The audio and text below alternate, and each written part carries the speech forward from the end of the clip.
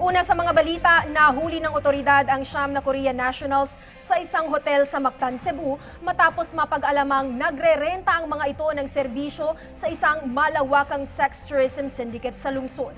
Ayon sa National Bureau of Investigation, nag-aalok umano ang sindikato ng sex package tour sa mga Koreano na nais magbakasyon sa Cebu. Sa halagang 250,000 pesos kada isang turista, ang sindikato na umano ang bahalang mag-asikaso ng mga tickets, paghatid sundo sa paliparan, hotel accommodation at itinerary kasama ang napili nilang Filipina sexual partner saan man sila magpunta. Agad namang ipinagbigay alam sa Korean Consulate at sa Bureau of Immigration ang paghuli sa mga Korean nationals. Sasampahan sila ng kaso sa Lapu-Lapu Prosecutor's Office at kung mapapatunayang guilty ang mga ito sa pakikibahagi sa sex tourism ay papatawan sila ng 6 hanggang 12 taong pagkakakulong. Samantala, nasa pangangalaga naman ng Provincial Women Commission ang 10 kababaihan na nahuli kasama ng grupo. 4 sa mga ito ang napag-alamang minor de edad.